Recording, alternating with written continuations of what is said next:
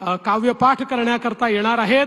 त्यामुळे आपली जी भावना आहे मराठी माणसाच्या पाठीशी भक्कमपणे उभं राहण्याची, ती भावना निश्चितपणे यातनं एक प्रकारे आपल्या समोर येते आहे।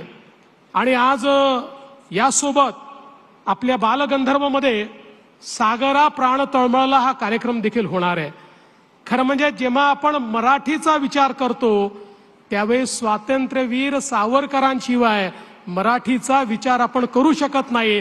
कारण स्वातंत्र्यवीर सावरकरांनी या माय मराठीला जी शब्दांची माया दिली, जो शब्दकोश त्यांनी दिला, जो शब्दांचा खजिना त्यांनी दिला, त्यामुळे निश्चितपणे मला असं वाटतं की हा कार्यक्रम देखील अतिशय चांगला आणि महत्त्वपूर्ण अशा प्रकारचा कार्यक्रम आहे।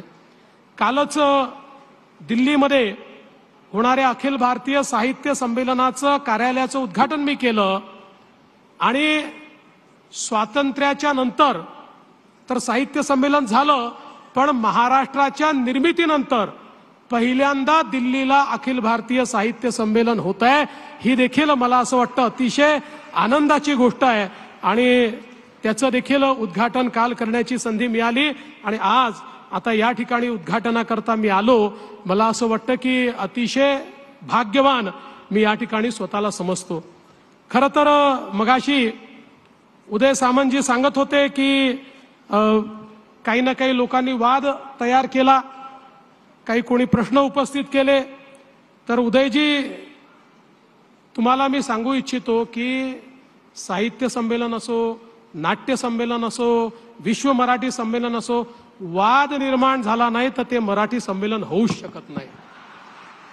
वाद निर्माण करणं हा आपला स्थायी भाव आहे, कारण आपण संवेदनशील लोक आहोत, आपण इमोशनल लोक आहोत। त्यामुळे वाद विवाद प्रतिवाद हा झालाच पाहिजे, यातनंच खऱ्या अर्थानं मंथन होऊ शकतं। आणि हे मी म्हणत नाही, एक कुवलय माला नावाचं 8व्या शतकात लिहिलेलं पुस्तक आहे।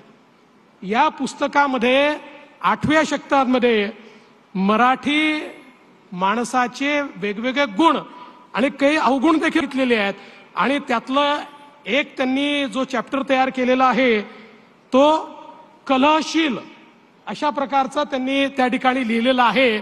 आणि मराठी माणसाला कलह करायला देखील आवडतो असं 8व्या शतकात त्यांनी लिहून ठेवलेलं आहे। त्यामुळे तुम्ही फार काळजी करू नका, अशा प्रकारचे संमेलन आपण करत राहायचे।